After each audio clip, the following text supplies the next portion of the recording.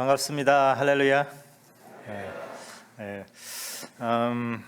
에드먼턴에 처음 와보게 되었습니다. 되게 좋네요. 전 토론토에만 한인들이 많은 줄 알았더니 에드먼턴에도 이렇게 한인들이 많으시고 교회도 너무나 멋있고 우리 이세영 목사님 이런 교회에서 사역하신다는 게 굉장히 저로서 굉장히 뿌듯하고 또 굉장히 행복합니다. 이세영 목사님 보시고 저를 판단해 주시기 바랍니다. 오늘은 좀 말씀 이렇게 강해보다는 또 제가 감비아 선교사니까 또 오늘이 선교주일인 것 같아요, 그죠? 저도 또 선교사를 하고 또 선교 보고 한다니까 감비아를 소개하고 또 저의 삶을 하나님께서 어떻게 인도하셔서 감비아 선교사로 가게 되었는지 어떤 사역하는지 좀 나누는 시간을 가져보려고 합니다. 우선 제가 사는 감비아에 대해서 좀 소개하겠는데, 감비아 들어보셨습니까? 많은 분들이 잠비아라고 생각하시는데 잠비아 아니고 감비아입니다. 잠비아는 굉장히 큰 나라고 아프리카 저 밑쪽에 있고 감비아는 서쪽 끝에 있습니다. 지도가 좀 사진을 보여주시면 좋을 것 같아요. 여기 서쪽 끝에 사실 사진으로 잘 안 보여요. 굉장히 세네갈에 조그맣게 이렇게 둘러싸여 있는 굉장히 자그마한 나라입니다. 국토 면적이 아프리카 대륙에서 가장 작은 나라이고 인구가 230만이고 국토 면적이 우리 한국 국토의 9분의 1밖에 되지 않습니다.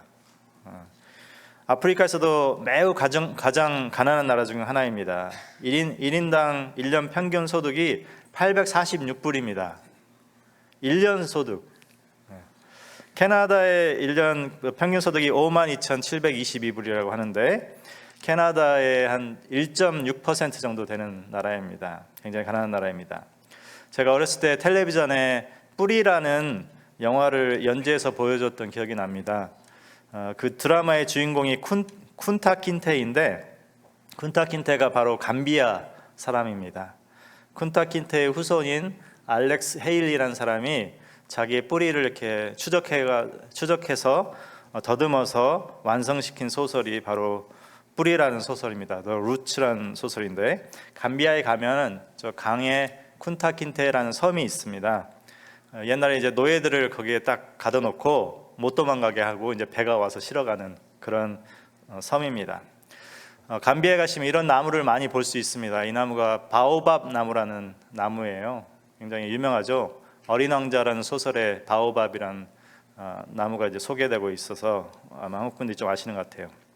그 다음 사진은 이제 한쪽 서쪽에 대서양을 접하고 있습니다. 저 대서양 바다이고 이렇게 어부들이 저 나무 배를 타고 나가서 물고기 잡아서 오면은 저기서 이제 시장이 바로 열리는 것입니다. 그 다음. 그 아프리카임에도 불구하고 이슬람 인구가 95% 정도를 차지하고 있습니다. 그래서 대부분의 사람들이 저렇게 옷을 입고 다녀요. 기독교인들은 굉장히 소수에 불과한 거의 이슬람 사람들은 이 나라가 자기 나라인 줄 알아요. 근데 우리 기독교인들은 그렇게 생각 안 하고 있죠. 아주 평화로운 나라이지만 이 이슬람이 굉장히 많아서 좀 기독교인으로 살기는 굉장히 힘든 그런 나라입니다. 저는 이제 이 나라에서 대학교에서 성경을 가르치고 목사들을 길러내고 또 성경 교사들, 국공립학교에서 기독교 과목을 가르치는 성경 교사들을 길러내고 또 기독교 지성인들을 길러내는 그런 일을 하고 있습니다. 그 다음 사진은요, 저게 이제 저의 학생들 사진입니다. 지금 한 30-40명 정도 학생이 있고 감비아에서는 대학교 오는 게 굉장히 큰 특권입니다. 그래서 이 대학교 오는 사람들은 굉장히 그 나라의 어떤 지도자가 될 사람들이에요. 그래서 제 학생들과 한번 모여서 이렇게 사진을 찍었습니다. 그 다음은 제가 이제 대학교 사역을 하다가 제가 목사여서 교회 사역 좀 하고 싶다 이렇게 기도를 했는데 하나님께서 교회로 인도해 주셔가지고 교회 사역을 하게 됐어요. 저 현지 교회고 한 40명, 45명, 50명 이 정도 모입니다. 그래서 매 주일 열심히 예배를 드리고 있습니다.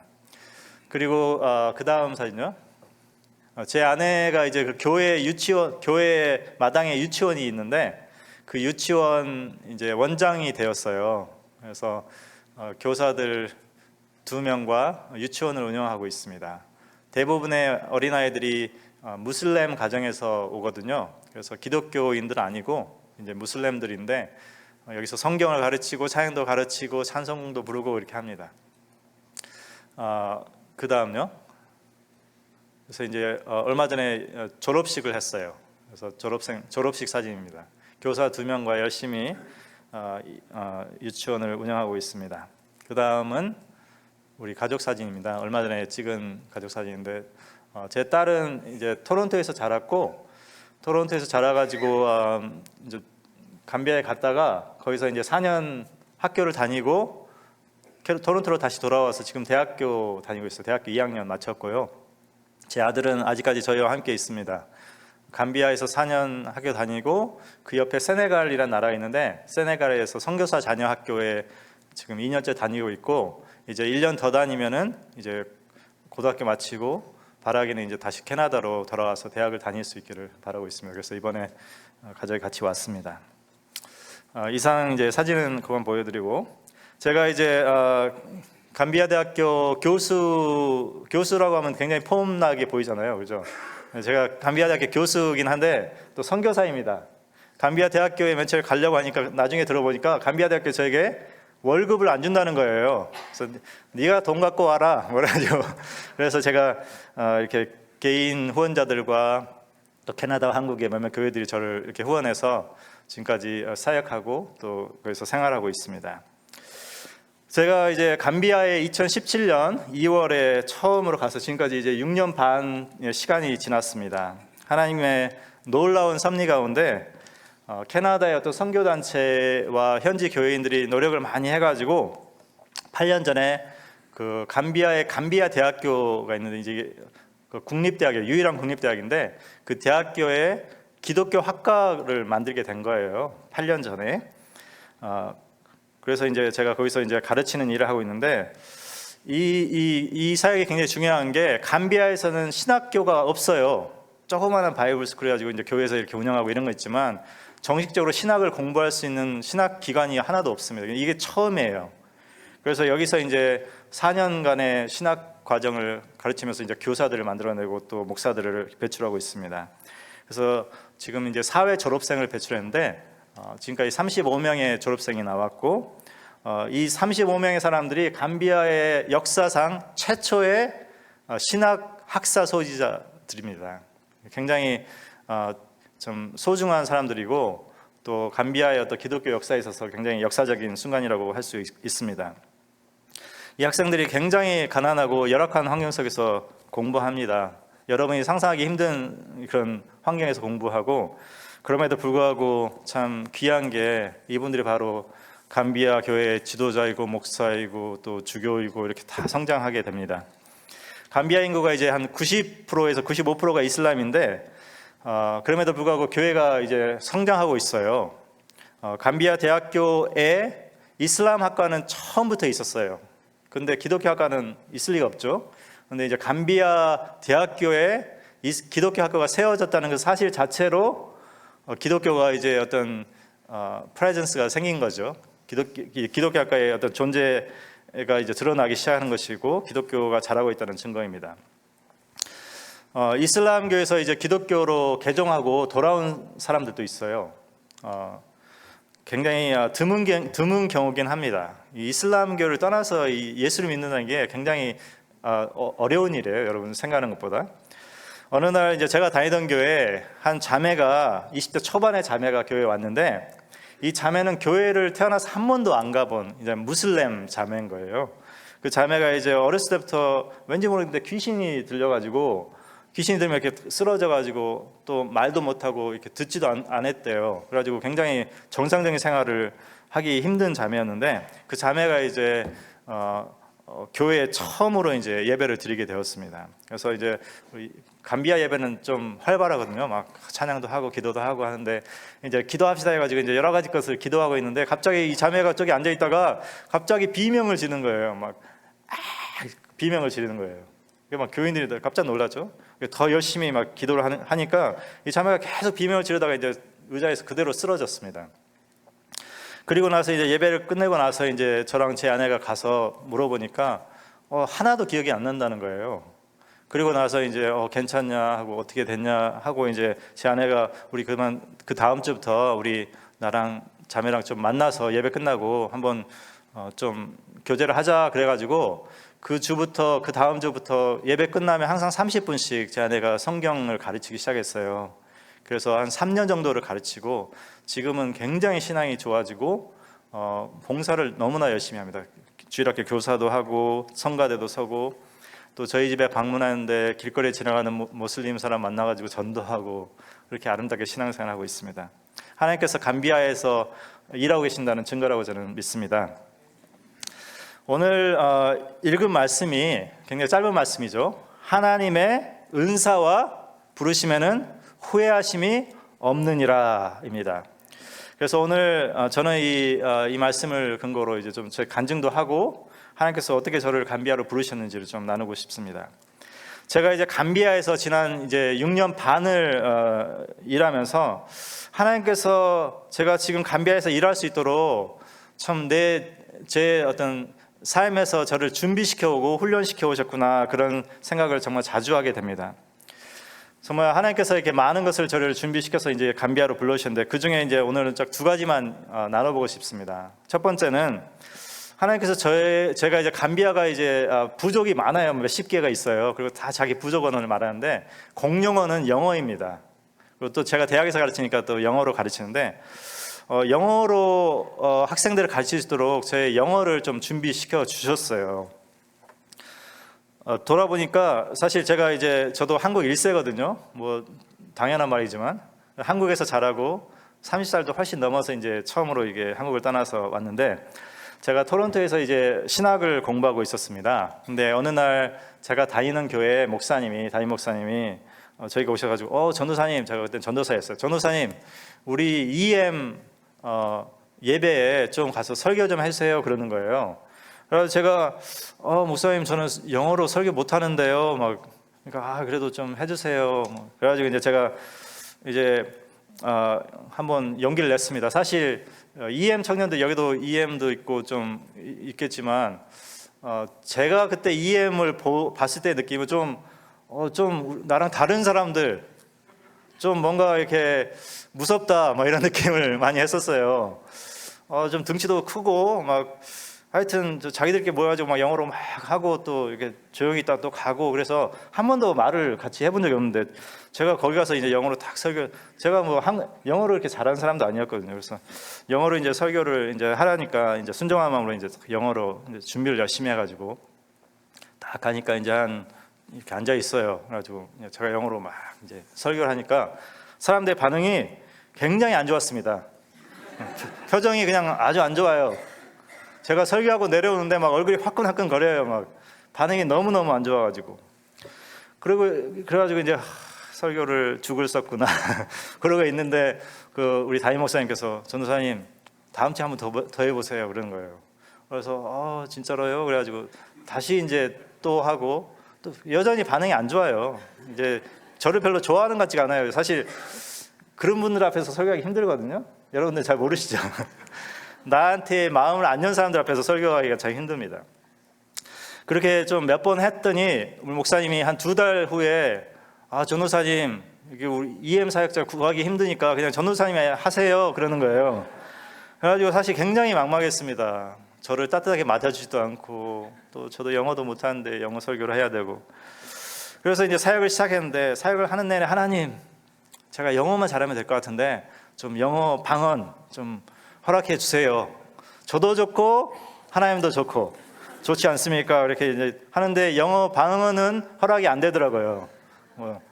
근데 영어로 이제 막 설교하고 이제 금요일 날 한 5개월 정도 사역하고 여러분들 우리 금요일 날 성경 공부를 한번 해봅시다. 제가 그랬더니 뭐 반응이 또 조용하잖아요. 그래서 저는 한 명도 안 올 줄 알았어요. 진짜로 금요일 날 이제 교회 가가지고 다 기다리면서 한 명도 안 오겠지. 누가 오겠냐 했는데 시간이 되는데 어떤 자매가 이렇게 다 걸어오는 거예요. 그래서 혹시 바이블 스터디 온 거냐니까 of course 뭐 이런 거예요. 왜 왔지? 나 진짜 이해가 안. 근데 좀 지나니까 한 두세 명이 더 왔어요. 그렇게 해서 바이블 스터디가 시작됐는데 정말 저는 감격 자체였습니다. 이 캐나다에서 태어나고 자란 2세들과 우리 한국에서 자란 1세하고의 어떤 문화적인 차이가 굉장히 큽니다. 언어도 언어지만. 그래서 항상 이렇게 좀 어색해요. 불편해요. 그래서 같이 있는 게 불편해요. 사역자가 좀 같이 있고 싶어야 되는데 같이 있는 게 불편했습니다. 그리고 꼭 이렇게 예배 끝나면 밥을 먹으러 가자 그래요. 그러면 이제 또 같이 가져야 되잖아요. 그래서 밥을 먹으러 딱 하면은 막 음악은 시끄럽고 막 하는데 자기들끼리 막 웃는 거예요. 이야기하면서. 저는 한마디도 안 들려요. 솔직히 말해서. 한 단어 몇 개 들리고 그러면 같이 웃고 막 이렇게 막 그렇게 이제 사역을 했어요. 그렇게 사역을 하다가 이제 하나님 앞에 이제 기도를 많이 해서 하나님, 하필이면 저 같은 사람을 EM 사역자로 부르셨습니까? 너무 힘듭니다. 혹시 제가 적합한 사역자가 아닐 수도 있을 것 같은데 혹시 잘못 부르신 거 아닐까요? 그런 이야기를 많이 말씀드리고 했습니다. 그렇게 이제 사역을 계속 이어가다 보니까 이제 힘들기도 하고 하는데 이제 제가 말씀을 묵상하면서 사도행전 말씀을 묵상하는데 사도행전에 이제 사도 바울이 전도 여행을 이제 마치고 예루살렘을 향해서 이제 다 걸어가는데 예루살렘 가면은 그 사도 바울의 앞에 고난이 있다는 것을 알고 걸어갔습니다. 그래서 사도 바울이 이제 마지막 가기 전에 에베소 교인들을 불러요. 장로님들을 불러가지고 어느 곳에 만나가지고 나 이제 갑니다. 그러니까 장로님들이 가지 마세요. 그러면서 막 내가 주의 복음을 위해서 내가 목숨까지 버리겠습니다 하고 이제 가니까 그 장로님들이 자기의 팔을 바울의 목에 이렇게 두르고 같이 기도하면서 우는 장면이 나오더라고요. 그래서 제가 그 말씀을 보면서 하나님 얼마나 아름답습니까? 제가 정말 이 사역이 힘들어도 사역 마칠 때쯤 언젠가 마치겠으니까 마칠 때쯤 정말 이 친구들과 이렇게 아름다운 어떤 관계를 형성하고 사역을 마무리할 수 있으면 정말 좋겠습니다. 이렇게 기도를 하곤 했습니다. 이렇게 이제 6년간의 사역을 마쳤습니다. 여러 시행착오를 하는데 영어권 사역이 그래도 조금 하나님의 은혜로 성장을 했어요. 여러 면에서. 그리고 이제 제가 2014년 말에 이제 제가 그때 박사 과정을 하고 있었거든요. 구약 논문을 써야 되는데 구약을 논문을 쓰면서 사역을 하니까 이게 둘 다 진행이 잘 안 돼가지고 고민 기도 끝에 사역을 좀 내려놨습니다. 그때쯤에 이제 저를 좀 도와주는 전도사님이 있었어요. EM권에. 그래서 전도사님한테 맡겨드리고 저는 이제 논문을 좀 마무리를 했습니다. 그리고 이제 논문이 끝나고 2016년 말에 제가 이제 감비아로 이제 가기로 결정이 되었거든요. 그래서 감비아로 간다고 하니까 EM 친구들이 저를 초대했어요. 겨울 수련을 하는데 와서 좀 1박 2일로 말씀을 전해달라는 거예요. 그래서 제가 그때 이제 1박 2일로 같이 시간을 보내면서 말씀을 잘 전하고 이제 제가 이제 마지막 설교를 하니까 EM 친구들이 패스터 많이 와서 좀 우리가 기도해 주겠다 그래가지고 저랑 제 아내랑 우리 딸이랑 아들이랑 이게 딱 안고 EM들이 이제 둘러싸가지고 손을 얹고 이제 기도를 해주는 거예요. 근데 기도를 하더니 막 이렇게 막 기도하더니 눈물을 막 흘리는 거예요. 얼마나 불쌍하면 저희 눈물을 이렇게 해서 이제 감비아 아프리카로 선교사라고 간다고 하니까 굉장히 불쌍하고 또 고맙기도 했겠죠. 하여튼 눈물을 흘렸는데 저는 이제 그때 저를 위해서 눈물을 흘려주는 우리 EM 친구들 보면서 내가 했던 기도가 정말 하나님의 응답해 주셨구나. 신실하게 내가 이 친구들하고 정말 사역을 힘들게 했지만 떠날 때 정말 아름답게 마무리할 수 있으면 좋겠다고 기도를 했는데 하나님이 신실하게 기도 응답해 주셨구나 그런 생각을 했습니다. 제가 이제 이 이야기를 하는 이유가 제가 이제 EM 사역을 하면서 왜 제가 그 EM 사역을 해야 되는지 잘 몰랐습니다. 내내. 왜냐니까 사역을 하면서 굉장히 힘들었거든요. 그리고 제가 적합한 사람이 아닐 수도 있겠다는 생각을 항상 하고서 사역을 했어요. 근데 제가 이제 감비아에 가서 왜 내가 EM 사역을 했는지 좀 이해가 됐습니다. 캐나다에서 이제 대학생들, 청년들, 그 다음에 이제 갓 결혼한 영 커플들하고 이제 성경 공부하고 말씀 전하고 또 상담도 하고 또 단기 선교 이제 여러 번 다녀오고 그렇게 했던 것들이 제가 감비아에서 막상 사역을 시작하니까 사역이 거의 비슷한 거예요. 지금도 대학생들한테 성경 가르치고 상담하고 또 지금도 감비아 사람들 설교하고 영어로. 그래서 제가 참 이 토론토에서 이 사역이 없었으면 감비아에서 이렇게 사역을 할 수 있었을까? 아마 없었을 거라고 저는 거의 생각을 합니다. 그래서 참 제가 개인적으로 배운 것이 참 하나님께서 우리에게 어떤 힘든 과제를 주실 때 좀 힘겹게 느껴지는 거 있잖아요. 하나님의 계획이 있으시구나. 하나님께서 우리를 그냥 시간 좀 때워라 이런 것이 아니고 우리를 향해서 우리를 좀 만들어 가시는 과정이구나, 그렇게 느꼈던 것입니다. 그렇게 해서 저는 참 하나님께서 저를 감비하려 해서 좀 준비 기간을 거치시고 훈련을, 빡센 훈련을 시켜주셨다고 저는 믿습니다. 그리고 이제 둘째로 하나님께서 저를 이제 준비시키신 것인데, 신학 공부를 이제 준비시켜 주신 것입니다. 제가 이제 토론토에서 구약학이라는 공부를 이제 박사 공부를 했어요. 박사같이 안 생겼지만 이제 박사 공부를 하게 되는데, 보통 사람들은 박사 과정이 한 6년 정도면 끝나요. 조금 느리다 그러면 7년. 근데 저는 거의 9년 걸렸어요. 여러분들 한 학위 과정을 9년 동안 하는 게 얼마나 힘들지 한번 상상해 보신 적 있어요? 거의 폐인이 됩니다. 정말 9년이라는 시간을 제가 인내하면서 공부를 했는데 아주 긴 기다림과 인내의 시간이었습니다. 공부하면서 하나님께 자주 기도했어요. 하나님, 제가 꼭 박사 공부를 해야 됩니까? 이것이 정말 하나님 뜻일까요? 이렇게 기도를 자주 했었는데, 제가 기도할 때마다 정말 이제 하나님께 교제를 하면서 기도하다 보면은 우리가 정말 하나님의 뜻을 진실로 알고자 하는 마음으로 이렇게 기도를 하면 하나님이 우리에게 주시는 마음들이 있잖아요. 이것은 하나님 뜻이 아닌 것 같다, 이것은 하나님 뜻인 것 같다, 그런 느낌이 오잖아요. 근데 제가 이 기도를 할 때마다 단 한 번도 공부하는 거 내 뜻 아니야 이런 마음을 한 번도 주시지 않으셨어요. 계속 하기를 원하시는 마음 주셨고, 견디기를 원하시고 끝내기를 원하신다는 마음이 들었어요. 그래서 그 긴 시간 동안 이제 학위 과정을 이제 무사히 마쳤습니다. 그리고 이제 박사 논문을 마치고 하나님 이제 뭐 할까요? 이제 기도를 하기 시작했어요. 근데 그 기도하고 이제 시작했는데 한 박사 논문 딱 제출하고 한 달 후에 제가 어느 이렇게 모임에 갔거든요. 그래가지고 이제 제 동료들이랑 한 5-6명 만나가지고 이제 아주 캐주얼하게 이제 이야기를 하고 있었어요. 근데 저 잘 아는 교수님이 갑자기 들어오시더니 그분이 하신 말씀이 이제 여러분들 이제 곧 닥터 되시고 이제 박사 되시니까 이 감비아라는 나라, 서아프리카의 감비아라는 조그만 나라에 있는데 거기에 감비아 대학교가 있는데 거기 기독교 학과가 만들어졌는데 거기에 가르칠 교수가 없다는 거예요. 근데 그분은 그냥 쉽게 하신 말씀인데 제가 그 말을 듣는 순간 제 마음속에 불꽃이 이렇게 파파파박 튀는 걸 느꼈어요.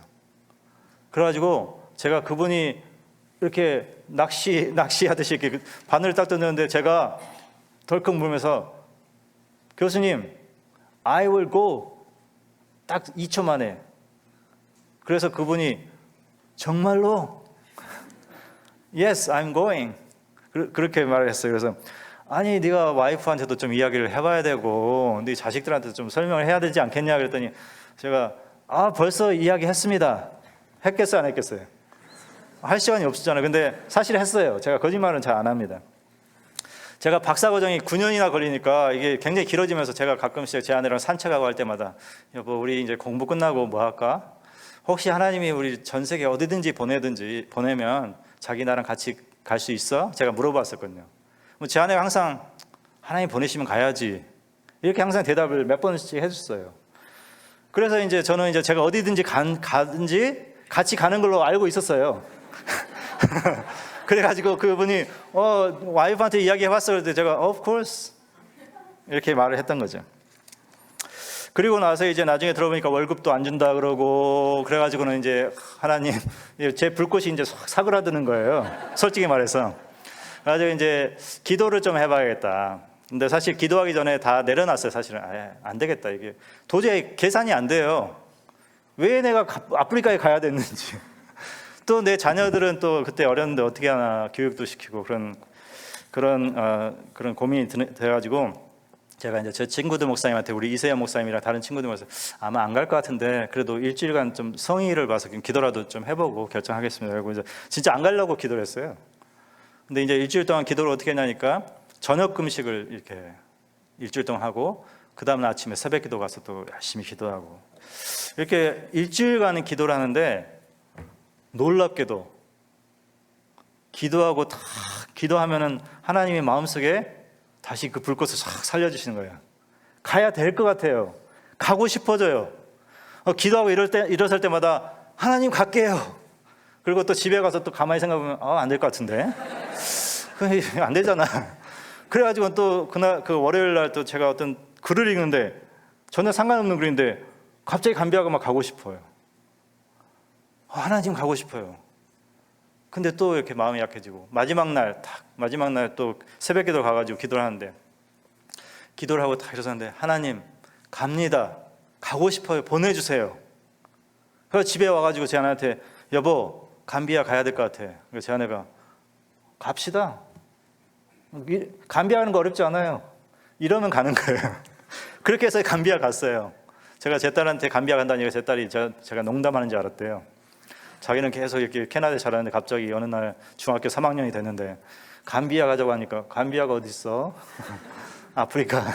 내가 왜 아프리카 가야 돼? 그래서 좀 울기도 하고 그랬습니다. 지금은 굉장히 간 거를 감사하게 생각하고 있습니다.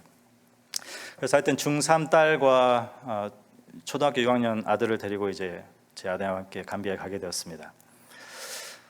근데 제가 돌아보니까 감비아 대학교의 기독교 학과를 시작하려는 노력들이 한 10년 동안 계속됐는데 계속 안 되다가 이제 now or never 그랬대요. 누가 지금 안 시작할 거면 절대 이제 못 한다. 뭐 그래가지고 이제 시작됐는데 그때 제가 박사학위를 딱 마치고 구약 학위를 받았던 거예요. 근데 그때 그분이 오셔가지고 구약 박사 찾는다는데 제 마음속에 불꽃이 확 일어나면서 I will go 해가지고 이제 이렇게 가게 된 거예요. 참 하나님의 타이밍, 하나님이 적합한 때 사람들의 마음속에 불을 주시고 인도하시는 것을 저는 느꼈습니다. 정말 우리를 향한 하나님의 계획이 참 놀랍고 또 저를 그렇게 준비시켜 오셨다는 것을 저는 항상 느끼게 됩니다. 그리고 하나님께서 우리를 어떤 곳에 보내실 때는 우리가 항상 부족하잖아요. 그죠?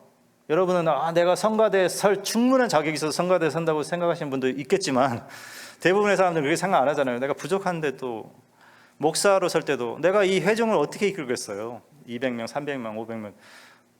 그렇지만 하나님이 부르시면 그 부르심을 신뢰하면서 가는 거잖아요. 하나님이 불러주셨으니까. 하나님께서 저를 이 부족한 사람을 감비아로 불러주셨다는 것은 내가 보기에는 그래도 네가 충분하지 않지만 그래도 내가 너를 불렀으니까 가서 열심히 해봐라 이런 의미가 아니겠습니까? 하나님께서 우리를 너무나 잘하시고 우리를 부르시고 또 그것은 하나님 우리를 사랑하신다는 증거인 것 같습니다. 오늘 우리가 읽은 말씀 무엇입니까? 하나님의 은사와 부르심에는 후회하심이 없느니라. 아멘. 하나님께서 우리에게 은사를 주시는 분이세요. 은사가 무엇이죠? 어떤 일을 할 수 있도록 재능을 주시고 능력을 선물로 주시는 것이잖아요. 하나님께서 우리를 어떤 일을 맡기기 전에 준비시키신 것입니다. 마치 하나님께서 저를 감비아로 보내시기 위해서 여러 가지 것들을 준비시키신 것처럼요. 그리고 사람에 따라 은사가 다 달라요. 여러분들이 갖고 있는 은사를 저는 갖고 있지 않고 또 제가 있는 것을 여러분이 갖고 있지 않습니다. 그렇기 때문에 어떤 은사가 더 좋고 나쁘고가 아닙니다. 그리고 저 사람은 정말 부럽다 이렇게 생각할 필요도 없습니다. 저는 큰 교회 목사님 제가 부러워할까요? 안 부러워할까요? 제가 안 부러워한다니까 어떤 분이 그분도 선교사님 안 부러워할 거예요 이렇게 하시고 그래서 피차 안 부러워하니까 그 사실이긴 하죠. 그분이 왜 저를 부러워하겠어요? 근데 저도 안 부러워요. 그러니까 은사가 다르기 때문에. 성경에서는 우리 각자 모두에게 다른 은사를 주셨다고 성경에 말씀하고 있습니다. 그리고 이 말씀 보니까 하나님의 은사와 부르심, 우리를 부르셔서 어떤 일을 맡기시는 것이잖아요. 하나님께서 우리에게 어떤 사명을 주시는 것입니다. 선교사만 사명이 있는 게 아니라 여러분 한 명 한 명 모두에게 하나님이 주신 사명이 있다고 저는 믿습니다. 그런데 이 본문에 보니까 은사와 부르심에는 후회하심이 없다. 이게 무슨 말일까요?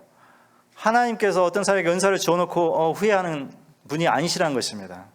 하나님께서 내가 이 아무개한테 잘못된 은사를 줘버렸네. 내가 왜 그런 실수를 했지. 이런 분이 아니시라는 것입니다. 또 하나님이 이 사람을 여기 딱 불렀는데 내가 잘못 배치를 했네. 이런 분이 아니시라는 것입니다. 은사를 주시고 어떤 것을 사명으로 부르실 때 하나님이 실수하지 않으신다는 것입니다. 근데 제가 이 말씀을 묵상하다가 갑자기 이제 구약 생각이 나는 거예요. 사울을 하나님이 왕으로 세우셨잖아요. 근데 사울을 왕으로 세운 이후에 하나님이 후회하셨다 이런 표현이 있어요. 그러면 이게 말씀이 배치되는 건가 그런 생각을 잠깐 해봤습니다. 근데 가만히 생각해 보니까 하나님이 후회했다는 표현이 사울이 하나님께 계속 불순종했잖아요.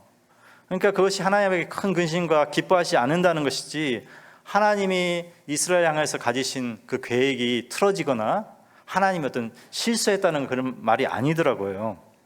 그래서 우리는 실수할 수 있지만 하나님은 실수하실 수 있는 분이 아니십니다. 하나님의 계획이 어긋나지도 않아요. 그리고 심지어는 우리가 실수할 때에도 그 실수를 사용하셔가지고 더 큰 계획을 잃어버리시는 분이시라. 하나님 그렇게 하신다는 거예요. 우리가 본문을 이제 다 읽지는 않았지만 사실 이 본문이 이스라엘에 관한 말씀이거든요. 하나님이 이스라엘에게 은사를 주시고 이스라엘을 부르셨잖아요. 그런데 이스라엘이 나중에 복음을 거부했습니다. 그리고 하나님께 불순종한 것입니다. 그래서 어떻게 되었습니까? 하나님께서 이스라엘을 향하여 가지신 계획이 실패한 것입니까? 아니란 것입니다. 하나님께서 후회하셨을까요? 절대 후회하지 않으셨어요. 놀랍게도 이스라엘이 실패했기 때문에, 이스라엘이 하나님 앞에 불순종했기 때문에 복음이 이제는 이방인에게로 전해지는 계기가 되었다는 것입니다. 할렐루야. 이스라엘이 불순종하니까 복음이, 이스라엘한테 막 전하다가 이스라엘 불순종하니까 복음이 이제 넘어가는 거예요. 이방인들한테. 이스라엘의 불순종이 이방인의 구원이 되는 놀라운 일, 이게 하나님이 하시는 일이라는 것입니다. 이스라엘에게 복음을 전했는데 복음을 거부하니까 그 복음을 받을 자격이 없다고 생각하는 사람들한테 복음이 선포되고 오히려 그 복음의 은혜가 더 넘치는 것입니다. 그리고 또 한편으로는 이스라엘이 이제 불순종하니까 하나님한테 이제 약간 쉽게 말하면 불순종하는 자녀가 된 것이잖아요. 예전에는 이스라엘이 이방인들에 비교해서 자기들은 조금 특별한 어떤 위치에 있고 하나님과의 특별한 관계에 있다고 생각했는데, 이제는 이스라엘도 이스라엘 이방인들과 비교할 때 뭐 특별한 위치가 아닌 거예요. 이방인들처럼 자기들도 불순종하는 사람들이 돼버린 거예요. 그래서 이제는 이스라엘 사람들도 우리는 좀 특별한 사람이야, 이렇게 자기 스스로의 의로움을 가지고 하나님 앞에 나가는 게 아니라 이제는 이방인들처럼 똑같은 신세에 처해가지고 하나님의 은혜와 긍휼이 없으면 구원을 받지 못하는 처지가 된 거예요. 그래서 이제는 이스라엘 불순종이 오히려 이스라엘을 향한 하나님의 긍휼을 드러내는 계기가 되었다는 것입니다. 사도 바울에 따르면 그러면 이 모든 것 위에 또 하나님께서 이스라엘을 결국은 다시 회복시키실 거라고 말씀하셨고, 이스라엘 향한 하나님의 부르심과 은사는 절대 헛된 것이 아니라고 말을 하고 있습니다. 그게 로마서 11장의 말씀입니다. 이제 하나님께서 우리 모두에게 은사를 주셨잖아요. 그리고 우리를 하나님과 이 세상을 섬기도록 부르셨습니다. 그리고 우리가 생각할 수 없을 정도로 하나님은 큰 계획과 어떤 플랜을 가지고 그것을 위해서 각 사람을 준비시키시고 각 사람을 부르셔서 그곳에 딱 두시는 분이십니다. 저는 정말 감비아에서 가만히 생각할수록 정말 놀랍다. 저는 전라남도 구례의 시골에서 자란 사람이에요. 구례 어딘지 아세요? 정말 시골이에요. 저는 어렸을 때 구례가 다라고 생각하게 그렇게 자랐습니다. 또 저희 집이 또 가난한 집이에요. 완전히. 그런데 어떻게 제가 감비아에 가서 선교사 하고 있지? 그것도 감비아 국립대학교의 교수로. 놀랍지 않습니까? 제가 감비아에서 기도하고 있잖아요. 참 하나님의 큰 계획과 뜻이 정말 놀랍습니다. 그리고 때로는 우리가 실수하고 실패할 때, 여러분 다 실패해 보셨죠? 그럴 때에도 하나님이 I give up 이것이 아니라 하나님께서 그것마저도 놀랍게 사용하신다는 것입니다. 저도 실수를 굉장히 많이 했고 실패도 많이 했습니다. 제가 24살 때 이제 전도사로서 처음으로 사역했는데 사역이 너무너무 힘들었어요. 지금은 설교를 좀 어느 정도 이렇게 말하기가 좀 그러네요. 설교도 하고 하지만 설교하는 것도 너무 힘들고 사람들을 어떻게 대해야 할지도 모르고 사역이 너무너무 힘들었습니다. 그리고 사역을 실패를 정말 많이 했습니다. 좌절에 빠진 적도 정말로 많았습니다. 그리고 신학을 한 것에 대해서 내가 신학을 안 했어야 되는 거 아닌가, 그런 생각도 좀 자주 했습니다. 제가 일부 예배 말했지만 제가 이제 신학을 하기로 결정하고 대학교 3학년 때 저는 다른 공부를 했어요. 그리고 이제 신학을 하기로 결정하고 이제 그때 시골 저희 고향에 내려갔더니 저희 고향 교회의 어떤 안수 집사님이 제 이름이 만희잖아요. 만희가 신학한다고, 그래서 격려해 주셨을까요? 격려해 주신 게 아니라 그분이 하는 말이 에헤 또 한 놈 배려버렸네, 이런 거예요. 충격이었어요. 나는 진짜 기도 많이 하고 신학을 하기로 제 인생을 드리겠습니다 했는데 한 놈 또 배려버렸네, 이렇게 말씀하시고, 그분이 이제 경건하신 분이시긴 한데 참 이 목사로서 가는 것이 좀 하여튼 그 딱하게 여겨주셨는지 어떤지, 왜 그런 말 하시는지 아직도 잘 이해가 안 되지만, 저도 근데 가끔씩 그렇게 느꼈어요. 내가 신학을 해가지고 내가 인생이 이렇게 힘들구나 그런 생각을 한 적이 있습니다. 그리고 또 제가 공부를 하면서 또 박사과정, 이제 미국에서 석사과정하고 이제 박사를 지원했는데 제가 9군데를 지원했는데 9군데 다 떨어졌어요. 여러분들 잃어본 적 있어요? 박사과정 9군데 지원했는데 다 떨어졌어요. 제가 토플도 잘 보고 또 GRE도 좀 잘하고 뭐 했는데 다 떨어졌어요. 하여튼 이런 실패와 실수의 과정들을 거치고 또 사역에서도 굉장한 좌절을 겪었는데, 돌아보니까 정말 하나님이 그 모든 실패와 실수를 통해서 지금의 윤만희 선교사를 만드셨다는 것을 저는 경험을 했습니다. 만약에 그런 실패와 실수가 없었다면 아주 기고만장한 사람이었을 것 같아요, 제가. 그리고 굉장히 잘난 맛에 살았을 것 같아요. 근데 지금은 항상 겸손하려고 노력합니다. 겸손할 수밖에 없고요. 하나님께 실망을 많이 드렸는데 하나님께서 저를 향한 사랑과 긍휼과 자비를 베푸신 분이시라는 걸 더 깊이 경험하게 된 것이죠. 그리고 그러한 것들 때문에 제가 이제 그런 인품과 성품으로 이제 감비아 사람들을 섬기는 사람이 되었습니다. 그래서 우리는 실패 속에서 하나님의 긍휼을 의지하고 또 실패를 오히려 사용하셔서 더 나은 무엇을 만들어내시는 분이 하나님이시라는 것을 우리가 알게 된 거예요. 여러분들 진흙은 엄청 더럽고 지저분한 것인데 거기서 뭐가 나옵니까? 아름다운 장미꽃이 나오잖아요. 우리 인생이 진흙 같은 인생이에요. 근데 그 진흙에서 장미꽃을 만들어내신 분이 하나님이시라는 것입니다. 여러분 실수를 자주 하고 실패하는데 하나님 혹시 저를 잘못 부르신 것이 아닙니까? 혹시 저를 감비아 잘못 부른 거 아닐까? 이렇게 생각하시는데 하나님이 실수하는 분이 아니시라는 걸 여러분 확실히 배우시기 바랍니다. 하나님의 은사와 부르심에는 후회하심이 없습니다. 그리고 우리가 하나님이 왜 나를 지금 이 일을 시키신 건지 이해할 수 없을 때에도 그때에도 하나님의 계획을 가지시고 우리의 삶을 이끌어 가시고 계십니다. 믿으시기 바랍니다. 같이 한번 기도하시겠습니다. 우리 같이 한번 기도할 수 있었으면 좋겠습니다. 우리의 인생을 좀 돌아보면서 하나님께서 저를 이렇게 부르셨군요. 저에게 이런 은사를 주셨군요. 또 이렇게 저를 만들어 오셨군요. 그렇게 만들어 오셔서 제가 지금 이 자리에 있군요. 하나님 앞에 있습니다. 하나님께 기도하고 하나님을 의지하는 사람으로 지금 만들어 오셨습니다. 그리고 이 부족함에도 불구하고 저에게 일을 맡기시고 저에게 사명을 주셨군요. 그렇게 하나님께 고백하면서 하나님, 저를 향한 큰 계획, 또 이 세상을 향한 큰 계획 다 알지 못한다 할지라도 주님께서 실수하지 않으시고 후회하지 않고 저희들을 이끌어 가신 줄 믿습니다. 저의 삶, 우리의 교회, 사역 모두 주님께서 주관하셔서 이끌어 가시고 마치 진흙에서 장미꽃을 피우듯이 아름다운 사역의 열매들을 맺게 하여 주십시오. 저의 삶에서도 그런 열매를 주십시오. 같이 한번 기도하시겠습니다. 하나님 아버지 감사합니다. 주님께서 참 부족한 자들을 향한 놀라운 긍휼과 자비로 하나님 아버지 부르시고 정말 우리가 때때로 이해하지 못하고 때때로 정말 좌절해 있을 때에도 우리를 향한 놀라운 계획과 뜻을 가지고 전혀 후회함이 없이 실수하지 않으시고 우리를 이끌어가신 것을 바라보게 됩니다.